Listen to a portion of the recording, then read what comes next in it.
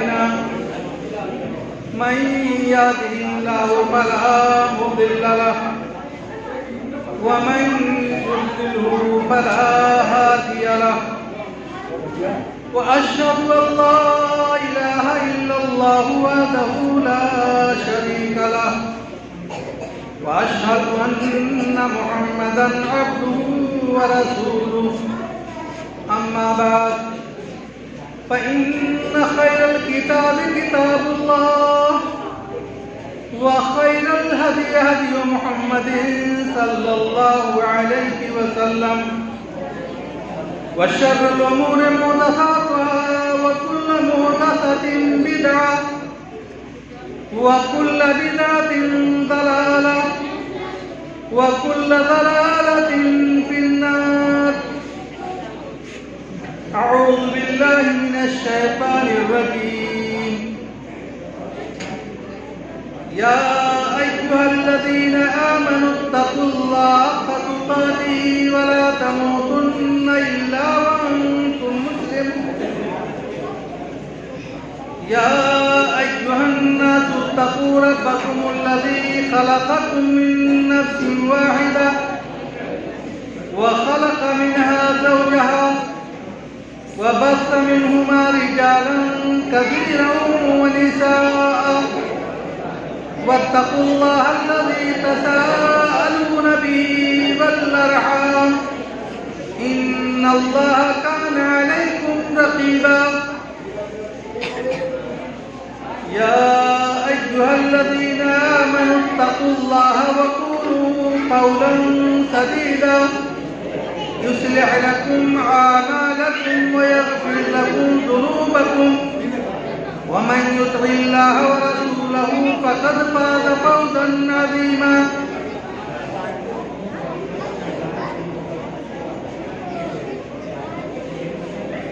وقال أقم الصلاة لدلوق الشمس إلى غسق الليل وقرآن الفجر إن قرآن الفجر كان مشهودا ومن الليل فتهجد به نافلة لك عسى أن يبعثك ربك مقاما محمودا.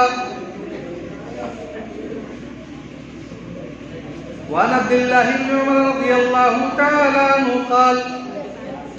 بني الإسلام على 5 شهادة أن لا إله إلا الله وإقام الصلاة وإيتاء الزكاة والحج وصوم رمضان متفق عليه.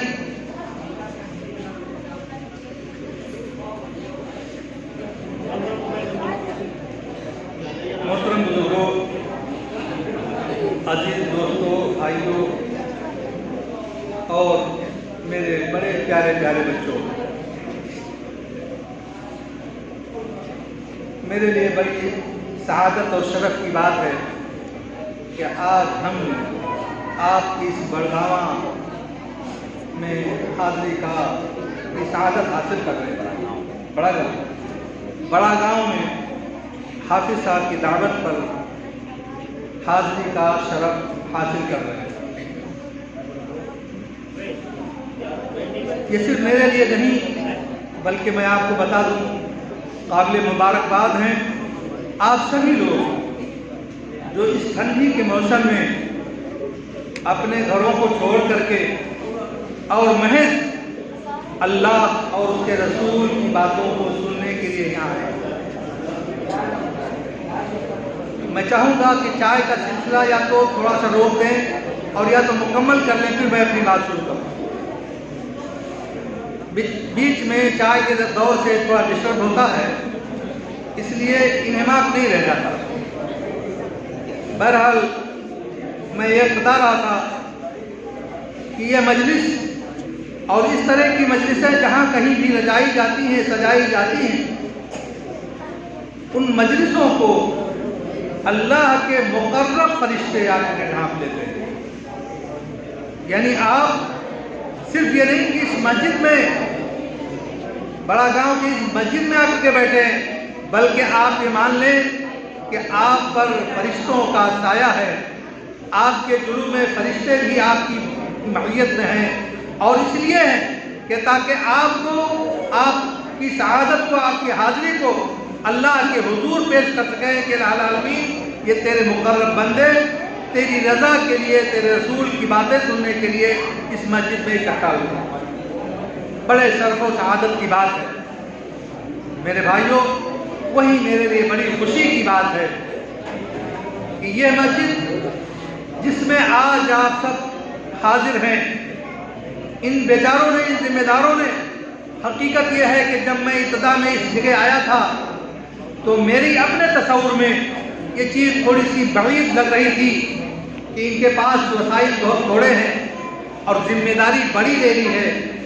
ہمارے بھی امکانات اتنے نہیں ہیں کہ جن کے ذریعے سے میں ان کو کہہ سکوں کہ نہیں آپ اپنا کام بڑھائیے اور کرتے رہیے۔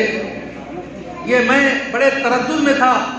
اور میں آپ کو دل کی بات بتا دیتا ہوں کہ یہ تردد اس لیے بھی تھا کہ وسائل کی کمی دونوں طرف تھی، مگر میرے اپنے تصور سے کہیں زیادہ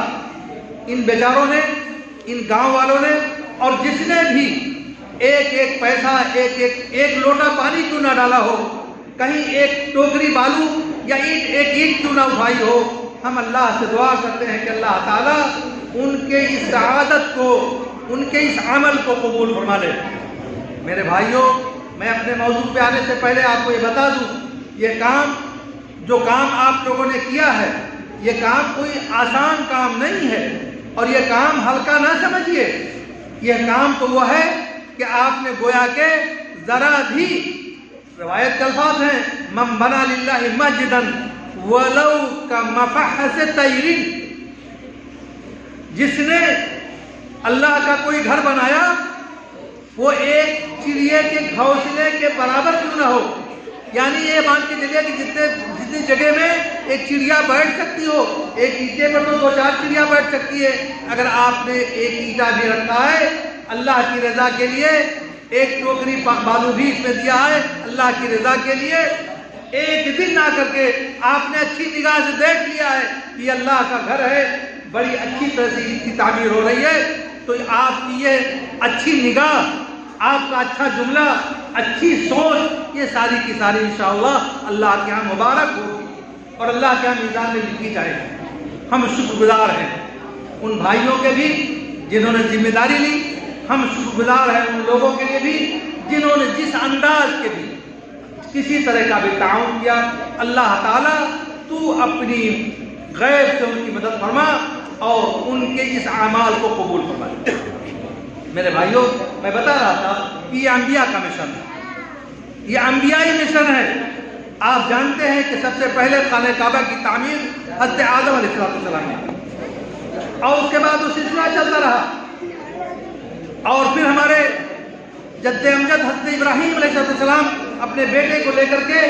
حضرت ابراہیم علیہ السلام کے ساتھ خانہ کعبہ کی تعمیر فرمائی۔ آج اور دعا کیا کی تھی؟ ربنا انی اسکنت من ذریتی بواد غیر ذی زرع عند بیتک المحرم ربنا لیقیموا الصلاۃ۔ اے اللہ، اے رب العالمین، ہم نے بے آب و گیاہ میدان میں اپنی اس اولاد کو یہاں آباد کیا ہے، اس لیے آباد کیا ہے کیوں؟ ربنا لیقیموا الصلاۃ، العالمین تاکہ وہ نماز کو قائم کرے، اور اس کے بعد دعا یہ بھی فرمائی کہ اللہ اور پوری دنیا کے دلوں کو ان کی طرف مائل کر دے، تحویلین، سارے لوگوں کے دل ان کی طرف متوجہ ہو جائیں اور ان کو پھلوں کی روزی عطا فرما دے۔ آج جن لوگوں کو اللہ نے شرف دیا ہوگا کعبہ کی حاضری کا، مکہ اور مدینے کی حاضری کا، وہ جانتے ہوں گے کہ وہاں کوئی چیز پیدا نہیں ہوتی مگر دنیا کا کوئی پھل ایسا نہیں ہوگا کہ کوئی حاجی تلاش کرے اس کو نہ مل جائے۔ یہ اللہ کی برکت ہے، یہ اللہ کی برکت ہے۔ اسی طرح سے اللہ کے رسول صلی اللہ علیہ وسلم جب مدینہ تشریف لے گئے تو آپ نے بھی سب سے پہلے کام جو کیا وہ مسجد کی تعمیر کر دی۔ آپ نے مسجد نبوی جہاں ہے وہ جگہ 2 یتیم بچوں کی تھی، اس کو خریدنا چاہ کے ہم اس کو خرید کر کے یہاں مسجد بنانا چاہتے ہیں، گرچہ ان لوگوں نے قیمت نہیں دی اور آپ کو ادا کر دیا، مگر آپ نے اور آپ کے صحابہ نے اس قید سالی اور بھکمری کے زمانے میں بھی وہاں اللہ کے گھر کی تعمیر کی۔ تو میرے بھائیوں یہ مساجد کا بنانا، اور آپ کو یہ بھی بتا دوں انما یعمر مساجد اللہ من آمن باللہ والیوم الآخر، مسجدوں کی تعمیر وہ کرتے ہیں جو اللہ پر اور یوم آخرت پر ایمان رکھتے ہیں۔ تعمیر سے ایک مطلب تو یہی ہے، ظاہری مطلب، ایک ظاہری مطلب یہ ہے اینٹ اور گارے اور چونے سے اس کی تعمیر ہو گئی، لیکن حقیقی اس کا تعمیر کا معاملہ اس سے برخلاف ہے۔ حقیقی تعمیر یہ ہے کہ اس میں نماز قائم کی جائے، اس میں قرآن کی مجلسیں قائم کی جائیں، محفلیں قائم کی جائیں، اس میں ذکر و اذکار ہو۔ اصل مسئلہ وہی ہے تعمیر کا، حقیقی معنی تعمیر کا وہی ہے کہ مسجدوں کو تعمیر وہی کرتے ہیں جو اللہ پر اور یوم آخرت پر ایمان رکھتے ہیں، یعنی گویا کہ مرنے کے بعد اپنے عمل کو ان کو بدلہ پانا ہے، اس امید میں وہ کام کرتے ہیں۔ اصل مسئلہ وہ ہے، ورنہ آپ جانتے ہیں کہ مسجد تو بنا لی شب بھر میں، ایمان کی حرارت والوں نے، من اپنا پرانا پاپی ہے برسوں میں نمازی بن نہ سکے۔ تو میرے بھائیوں ایسا نہ ہو کہ آپ نے بڑے ذوق و شوق کے ساتھ تو مسجد کی تعمیر الحمدللہ کر لی ہے، اللہ اسے قبول فرمائے، مگر پھر آپ اس کو ویران چھوڑ دیں۔ مجھے آپ سے توقع نہیں ہے، اس لیے کہ آئی تجارت کے موسم میں اس کی حاضری اس بات کی غماز ہے کہ واقعتاً آپ کے اندر دل ہے اور آپ کا تعلق مسجدوں سے ہے، مسجدوں سے آپ لو لگانا چاہتے ہیں۔ بہرحال میں اپنی بات اس پر ختم کر کے میں پھر شکریہ ادا کرتا ہوں اس مجلس کے سجانے والوں پر، ان نوجوانوں کا جو لوگ انتھک محنت کر کے آپ سب کو اکٹھا کیے ہیں، آپ کے رہنے کا بیٹھنے کا انتظام کیا ہے اور ان ساری مجلسوں کو سجایا اور بچائے۔ اللہ تعالیٰ ان کو، آپ کو اور جو لوگ بھی اس میں جس انداز کا بھی تعاون کیے ہیں، اللہ تعالیٰ ان کے اس تعاون کو قبول فرمائے اور دنیا اور آخرت میں ان کو جزائے خیر سے نوازے۔ میرے بھائیوں آج کے اس جلسے کے لیے، کہہ لیجیے اس محفل کے لیے مجھے جو موضوع دیا گیا ہے وہ موضوع ہے نماز، اور اسی مناسبت سے میں نے ایک آیت کریمہ بھی تلاوت کی ہے۔ یہ موضوع ایسا ہے کہ ہر بچہ، ہر جوان، ہر بوڑھا جانتا ہے، اور بتانے کی بھی کوئی ضرورت نہیں ہوتی ہے۔ گھر میں، بغل میں، پاس میں، پڑوس میں آنکھ کھلتے ہی بچے ماں باپ کو، دوسرے لوگوں کو دیکھتے ہیں نماز پڑھ رہے ہیں، دوسرے ارکان کو نہ جان سکے مگر نماز ایک ایسی چیز ہے کہ وہ لوگ جانتے رہتے ہیں۔ مگر پھر بھی فذکر فإن الذکریٰ تنفع المؤمنین، نصیحت کیجیے، نصیحت مومنوں کو فائدہ دیتی ہے۔ اسی لیے میں چند چیزیں اس کی اہمیت کے تعلق سے آپ کے گوشے گزار کرنے کی سعادت حاصل کر رہا ہوں۔ نماز کیا ہے؟ آپ کو پہلے یہ بتا دوں، نماز کی اہمیت کے لیے یہی بات کافی ہے کہ اللہ تعالیٰ نے سارے ارکان کو، دوسری عبادات کو اللہ تعالیٰ نے فرشتوں کے ذریعے سے دنیا میں پہنچایا، رسولوں کو زمین پر حکم دے کر کے، فرشتوں کو بھیج کر کے، رسولوں کو وحی کر کے بھیجا، پہنچایا۔ لیکن نماز کہاں فرض ہوئی ہے؟ زمین میں؟ نماز کی فرضیت کہاں ہوئی ہے؟ کوئی بچہ بتائے نماز کی فرضیت کہاں ہوئی ہے؟ زمین میں؟ مکے میں؟ مدینے میں؟ کہاں ہوئی ہے؟ کب ہوئی ہے؟ یہ جاننے کا موضوع ہے۔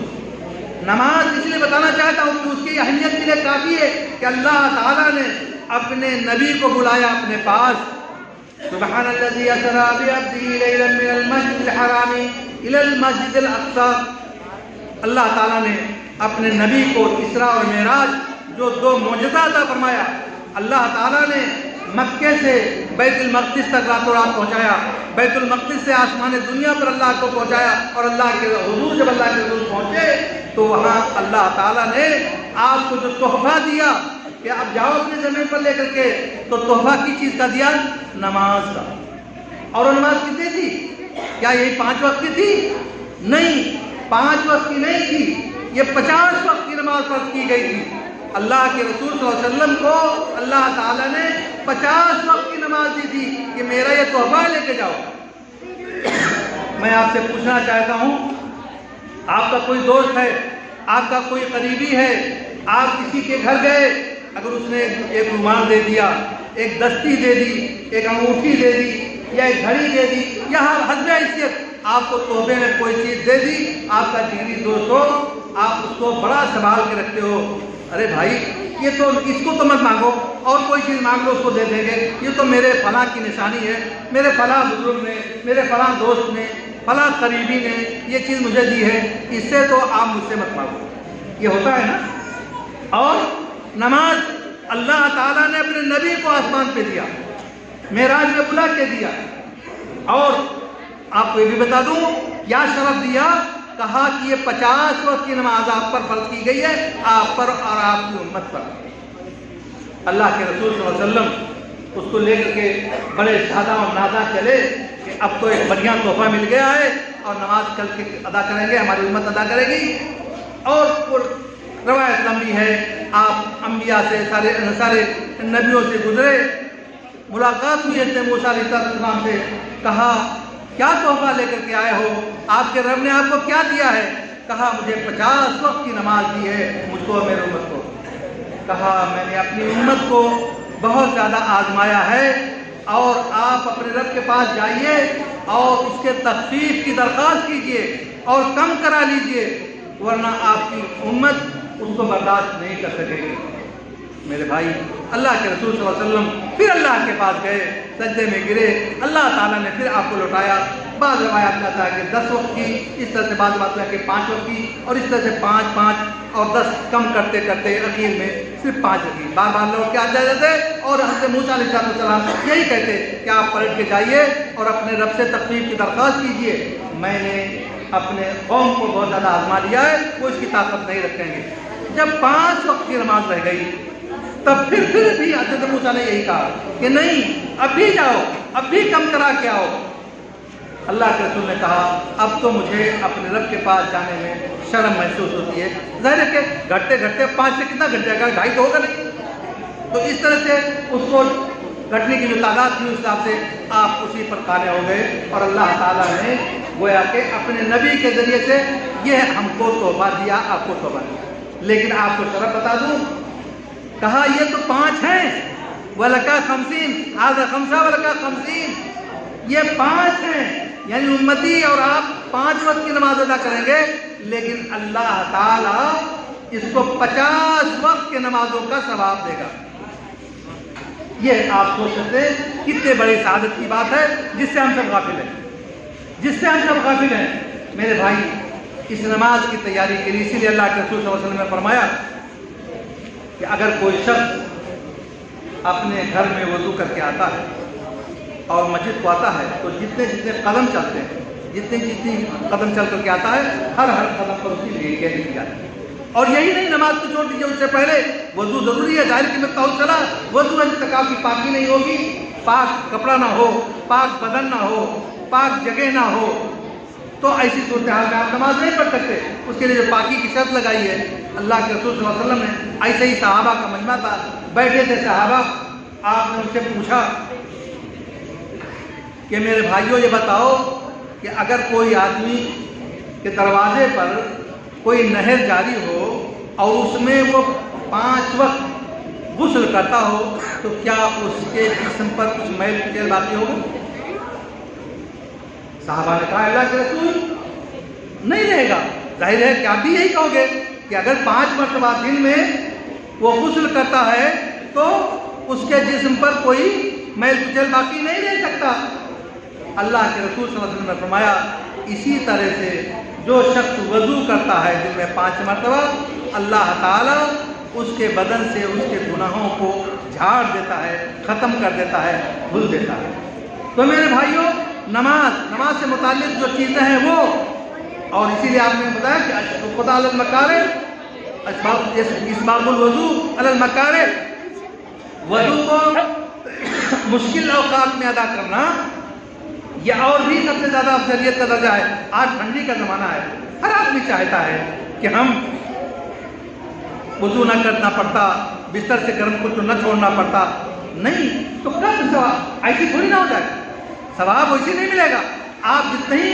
مشقت کے ساتھ وضو کریں گے، جتنی تکلیف اٹھا کے کریں گے، تو آپ کی یہ تکلیف اللہ کے یہاں ضائع نہیں جائے گی۔ اسباغ الوضو علی المکارہ، اللہ تعالیٰ نے اس وضو کو مشکل اوقات میں، اس ٹھنڈی کے ایام میں اگر آپ اس کو وضو کر کے آتے ہیں اچھی طرح سے، تو انشاءاللہ اللہ تعالیٰ آپ کے گناہوں کو جھاڑ دے گا۔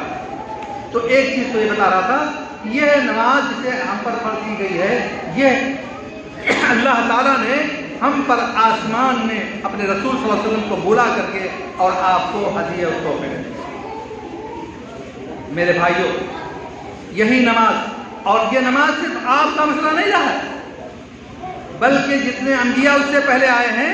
حضرت عیسیٰ علیہ السلام، حضرت ابراہیم علیہ السلام، حضرت اسماعیل علیہ السلام، سارے انبیاء کو اللہ تعالیٰ نے نماز کا حکم دیا تھا۔ حضرت عیسیٰ نے کیا کہا؟ وَأَوْصَانِي بِالصَّلَاةِ وَالزَّكَاةِ مَا دُمْتُ حَيًّا، مجھے نماز پڑھنے کا، زکوٰۃ ادا کرنے کا حکم دیا جب تک کہ زندہ رہا۔ اسی طرح سے حضرت اسماعیل علیہ السلام کے بارے میں حکم ہوا کہ وہ نماز کو قائم کرتے، لیکن اس کے بعد یہ بھی کہا فَخَلْفَ مِن بَعْدِهِمْ خَلْفٌ أَضَاعُوا الصَّلَاةَ وَاتَّبَعُوا الشَّهَوَاتِ فَسَوْفَ يَلْقَوْنَ غَيًّا۔ تو میرے بھائیوں، میں نے آپ پر ایک حدیث بھی سنائی تھی، اللہ کے رسول نے کیا فرمایا؟ بنی الاسلام علی خمس، شہادت اللہ الہ الا اللہ وإقام الصلاۃ وإیتاء الزکوٰۃ والحج وصوم رمضان۔ اسلام کی بنیاد 5 چیزوں پر رکھی گئی۔ جس طرح سے یہ آپ کی مسجد ہے، یہ دیواریں ہیں، ان دیواروں پر یہ مسجد کی چھتیں قائم ہیں، اسی طرح سے اسلام کی بنیاد بھی اس پر قائم ہے۔ اگر آپ اس کو چھوڑ دیں گے، اگر اس کو آپ ضائع کر دیں گے، ظاہر ہے کہ بنیاد ڈھل جائے گی، چھت ڈھل جائے گی، تباہی اور بربادی ہوگی۔ اسی لیے دوسری روایت میں اللہ کے رسول نے فرمایا الصلاۃ عماد الدین، من هدمها هدم الدین ومن اقامها اقام الدین۔ نماز دین کا ستون ہے، جس نے نماز کو قائم کیا اس نے دین کو قائم کیا، اور ظاہر ہے کہ جس نے نماز کو ضائع کر دیا اس نے دین کو ضائع کیا۔ اور ایک دوسری روایت میں اللہ کے رسول صلی اللہ علیہ وسلم نے فرمایا الفرق بینی و بین عبدی ترک الصلاۃ، میرے درمیان اور مومن بندے کے درمیان فرق کرنے والی چیز نماز ہے۔ یعنی اگر ایک بندہ نماز پڑھتا ہے تو وہ مومن ہے، مسلمان ہے، لیکن اگر وہ نماز نہیں پڑھتا ہے، تو گویا کہ وہ دائرے اسلام سے خارج ہو جاتا ہے۔ اگر وہ جان بوجھ کر کے نماز ایک وقت بھی، کیا کہا تھا حضرت ابو درداء رضی اللہ تعالیٰ عنہ کی روایت ہے اوصانی خلیلی اللہ تشرک باللہ شیئا ان قتلت او حرقت ولا تترک صلاۃ مکتوبۃ متعمدا ومن ترک صلاۃ مکتوبۃ متعمدا فقد کفر۔ میرے دوست اللہ کے نبی صلی اللہ علیہ وسلم تو کہتے ہیں میرے دوست نے مجھے وصیت کی اللہ تشرک باللہ شیئا، اللہ کے ساتھ کسی کو شریک نہ ٹھہراؤ، ان قتلت او حرقت، گرچہ تم جلا دیے جاؤ یا کاٹ دیے جاؤ، ولا تترک صلاۃ مکتوبۃ متعمدا، اور کسی نماز کو جان بوجھ کر کے نہ چھوڑو، ومن ترک صلاۃ مکتوبۃ متعمدا فقد کفر، اور جس نے ایک وقت کی بھی نماز جان بوجھ کے چھوڑ دی اس نے کفر کیا۔ میرے بھائیوں، ہم اپنا محاسبہ کریں کہ ہم نے کتنی نمازوں کو چھوڑا ہے اور کتنی نمازوں کو پڑھا ہے اور کتنا اہتمام کرتے ہیں۔ یہ ابھی پڑھنے کی بات ہے، گویا کہ نماز ایک مومن پر فرض ہے، اسی لیے اس کی فرضیت ساری چیزوں کی تاکید بلوغت کے بعد ہوتی ہے۔ مگر اللہ کے رسول صلی اللہ علیہ وسلم نے بچوں کے تعلق سے کیا کہا؟ گارجین کو، والدین کو حکم دیا مروا ابناءکم بالصلاۃ اذا بلغوا 7، جب بچے 7 سال کے ہو جائیں تو ان کو نماز پڑھنے کا حکم دو، وَاضْرِبُوهُمْ وَافْرِقُوهُمْ الْمَضَاجِعَ اذا بلغوا 10، اور ان کو مارو، یعنی نماز چھوڑ دیں اور 10 سال کے ہو جائیں اور نماز میں کوتاہی کریں تو ان پر مارو، ضرب لگاؤ۔ اور ایک دوسرا حکم اسی کے ساتھ ادا کیا وَافْرِقُوا، اور ان کے بستروں کو الگ کر دو، جو اس کا تعلق اس نماز سے نہیں ہے۔ ایک حکم الگ اللہ کے رسول نے بتایا کہ بچہ جب بڑا ہو جائے، 10 سال کا ہو جائے، تو وہ والد کے بستر پر نہیں سونا چاہیے اس کو، ماں کے ساتھ نہیں سونا چاہیے اس کو، بہن کے ساتھ نہیں سونا چاہیے اس کو، بلکہ اس کا بستر الگ ہونا چاہیے، چارپائی الگ ہونی چاہیے، اس کے ساتھ نہیں سونا چاہیے۔ یہ بھی اللہ کے رسول صلی اللہ علیہ وسلم نے اسی روایت میں حکم دیا ہے۔ تو بچوں کے حکم دینے کا، یعنی ان کے نماز پڑھنے کا حکم دیا گیا کہ وہ 7 کے ہو جائیں، اور اگر بلوغت کے بعد، عاقل اور بالغ ہونے کے بعد اگر ایک وقت کی بھی کسی نے نماز چھوڑ دی تو یہ جان لیجیے کہ اس نے کفر کا کام کیا۔ بعض روایات کہتے ہیں کہ وہ کافر ہو گیا، یہاں تک کہ اگر کسی نے جان بوجھ کر کے نماز چھوڑ دی تو ایسی صورتحال میں اگر میاں شوہر نمازی ہے اور بیوی نماز نہیں پڑھتی ہے تو اس کا دونوں کا نکاح اس کے ساتھ نہیں رہ سکتا، اس لیے ایک مومن اور ایک کافر کے ساتھ نہیں رہ سکتے۔ بڑی سخت وعید ہے میرے بھائیوں نماز کے تعلق سے، اسی لیے آپ جانتے ہیں کہ اللہ کے رسول صلی اللہ علیہ وسلم نے نماز کے تعلق سے جتنا اہتمام کیا ہے، شاید باعث عبادات میں آپ کو کہیں دوسرا اہتمام نظر آتا ہو، وہ تو ساری چیزوں کا اہتمام کرتے تھے، مگر نماز کے تعلق سے آپ دیکھ لیجیے دشمن سامنے ہے، غزوات چاہے وہ غزوہ بدر ہو، غزوہ احد ہو، خندق ہو اور دوسری نماز کے اوقات ہوں، جہاں بھی اللہ کے رسول صلی اللہ علیہ وسلم جو رحمت للعالمین بنا کے بھیجے گئے تھے، آپ نے کبھی بھی اپنی امت کے لیے بد دعا نہیں کی، لوگوں کے لیے بد دعا نہیں کی، مگر جب غزوہ خندق کے موقع پر اللہ کے رسول صلی اللہ علیہ وسلم کی نماز مشغولیت کی بنیاد پر چھوٹ گئی اور آپ نماز نہیں پڑھ سکے، دشمنوں کے نظر میں ہونے کے ناطے سے تاخیر ہو گئی، تو اللہ کے رسول صلی اللہ علیہ وسلم جو رحمت للعالمین تھے وہاں بد دعا کرتے ہیں، ملا اللہ قبورہم شغلونی عن الصلاۃ او شغلونی عن الصلاۃ الوسطیٰ، اللہ تعالیٰ ان کے گھروں کو، ان کی قبروں کو آگ سے بھر دے، ان لوگوں نے مجھے نماز پڑھنے نہیں دیا یا ہم کو نماز سے غافل کر دیا یا وقت پر نماز ادا کرنے کا موقع نہیں دیا۔ تو میرے بھائیوں رحمت للعالمین تھے، پوری زندگی کہیں آپ نہیں پائیں گے کہ اس طرح سے آپ نے کوئی بد دعا کی ہو، لیکن اللہ تعالیٰ نے وہاں ان لوگوں کے لیے بد دعا کی، اور رحمت للعالمین کی بد دعا ظاہر ہے کہ مقبول ہوگی، اور ایسی صورتحال میں گویا کہ بڑی سخت وعید ہے میرے بھائیوں نماز کا چھوڑنا، یہ گویا کہ کفر ہے، اور ایک وقت اگر کسی نے جان بوجھ کے نماز چھوڑ دی تو وہ کافر ہو جاتا ہے۔ اب آپ اولاً تو نماز کا اس طرح کا محاسبہ کریں، اسی لیے اللہ تعالیٰ نے کیا فرمایا، فَخَلَفُ مِن بَعْدِهِمْ خَلْفٌ أَضَاعُوا الصَّلَاةَ وَاتَّبَعُوا الشَّهَوَاتِ فَسَوْفَ يَلْقَوْنَ غَيًّا۔ اس کے بعد کچھ ایسے ناخلف پیدا ہو گئے جنہوں نے نماز کو چھوڑ دیا اور کیا کیا، اور خواہشات کے پیچھے لگ گئے، نفسانی خواہشات کے پیچھے لگ گئے، فَسَوْفَ يَلْقَوْنَ غَيًّا، تو ایسے لوگ جہنم کے گڈھے میں ڈال دیے جائیں گے، یعنی گویا کہ نماز کا تارک یہ جہنم میں گویا کے جانے کا سبب بن۔ تو میرے بھائیوں اتنی سخت وعید کے بعد اگر کون آدمی چاہے گا کہ وہ اپنے آپ کو جہنم کے گڈھے میں ڈالے اور اپنے آپ کو اسے نہ کرے، لیکن میرے بھائیوں اسی کے ساتھ یہ بھی بتا دوں نماز کو ضائع کرنے میں ایک اور چیزیں جو ہمارے سامنے آتی ہیں وہ بہت سی یہ بھی ہیں کہ بہت سارے بیچارے نماز تو پڑھتے ہیں مگر نماز صحیح طور پر نہیں پڑھتے، نماز کو جس طریقے میں پڑھنا چاہیے اس طریقے پر نہیں پڑھتے۔ آپ نے مشہور روایت حضرت سہیل غطفانی رضی اللہ تعالیٰ عنہ کی ہوگی، حضرت سہیل غطفانی رضی اللہ تعالیٰ عنہ ایک مرتبہ تشریف لائے، اللہ کے رسول صلی اللہ علیہ وسلم مسجد میں بیٹھے ہوئے تھے، وہ بیچارے جیسے جانتے تھے اسی طرح سے انہوں نے نماز پڑھنا شروع کیا۔ اللہ کے رسول صلی اللہ علیہ وسلم نے کہا ارجع فصلی فإنک لم تصلی،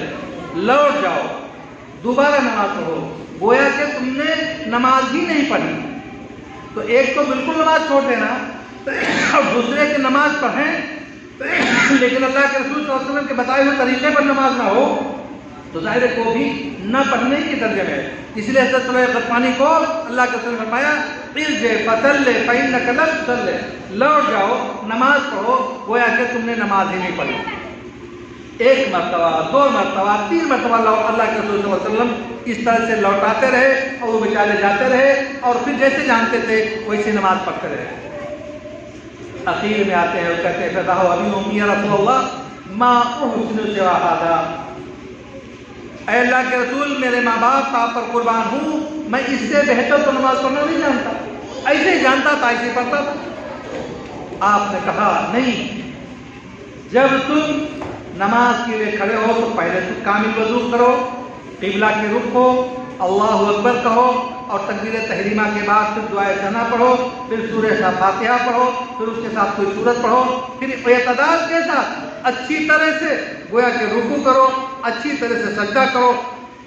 آپ نے ہر کیفیت کو اچھی طرح سے بتایا، یہاں تک کہ آپ نے کہا کہ آپ کی پیٹھ رکوع میں بالکل سیدھی ہو، آپ کے انگلیاں قبلے کے رکوع سجدے میں، آپ کی کوہنیاں اس طرح سے ہوں، اور جب ایک رکعت کا طریقہ آپ نے بتا دیا تو کہا اسی طرح سے نماز پڑھو۔ अगर इस तरह से आप नमाज पढ़ोगे तो ऐसी सूरत हाल में गोया कि आपकी नमाज कायम नहीं होगी। मेरे भाइयों, जो नहीं पढ़ते हैं वो अपना मुहासबा करें, और जो पढ़ते हैं वो भी देख लें कि हम कितनी पाबंदी के साथ हैं, हम किस तरह से पढ़ते हैं। क्या अल्लाह के रसूल सल्लल्लाहु अलैहि वसल्लम कितने बेचारे ऐसे हैं पूरी जिंदगी नमाज पढ़ते हैं, सूरह फातिहा नहीं पढ़ते। अल्लाह के रसूल ने फरमाया ला सलात लिमन लम यक़रा सूरह फातिहा, जिसने सूरह फातिहा नहीं पढ़ी उसकी नमाज ही नहीं हुई, जिसने रुकू और सजदे को इमाम के साथ नहीं किया उसकी नमाज ही नहीं हुई। तो नमाज पढ़ करके भी गोया कि हमारी नमाज ज़ाया हो जाए तो फिर ऐसी नमाजों के पढ़ने का मतलब क्या होता है। इसलिए ज़रूरी है, बुनियादी चीज़ यह है, अल्लाह के रसूल ने फरमाया सल्लू कमा रअयतुमूनी उसल्ली, नमाज कैसे पढ़ो जैसे मुझे देखते हो नमाज पढ़ते हो। नमाज में इसी तरह से आपने क्या फरमाया, वैलुल मुसल्लिन अरायतल्लज़ी युकज़्ज़िबु बिद्दीन फ़ज़ालिकल्लज़ी यद'उ यतीम वला यहुद्दु अला तआमिल मिस्कीन ववैलुल लिलमुसल्लीन अल्लज़ीना हुम अन सलातिहिम साहून। वैल है, आपने गैर नमाजियों की बात नहीं कही, वैल है नमाजियों के लिए जो अपनी नमाजों में गफलत बरतते। तो नमाजों में गफलत बरतना, गोया कि नमाजों में गफलत क्या है। कितने लोग नियत बातें कर रहे हैं, कभी सर खुला रहे हैं, कभी कान खुला रहे हैं, कभी दुनिया ईरान और कुरान की बातें सोच रहे हैं, यही गफलत। रुकू और सजदे, क़याम और क़ुऊद अगर ठीक से ना हो, हमारी हरकत और सकनात ना हो। आपने क्या फरमाया कि नमाज इस तरह से, एहसान के माने में आपने पढ़ा होगा, नमाज इस तरह से पढ़ो, अल्लाह के रसूल सल्लल्लाहु अलैहि वसल्लम गया कि अल्लाह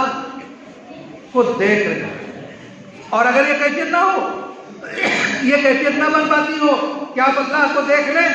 इतने फना ना हो जाए, तो कम से कम ये कैफियत तो ज़रूर हो कि अल्लाह मुझे देख रहा है।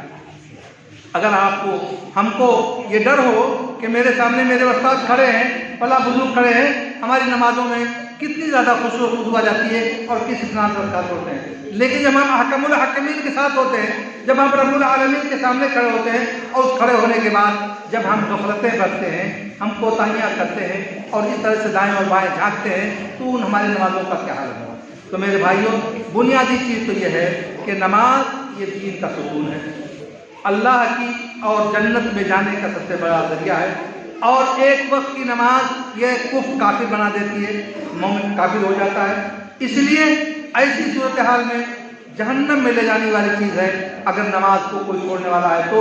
और यही नमाज अगर आप उसको सही तौर पर अदा करने वाले हो, कायम करने वाले हो, तो इंशाअल्लाह ये जन्नत की कुंजी होगी, जन्नत में ले जाने का आपका सबब बनेगी। इसलिए मेरे भाइयों,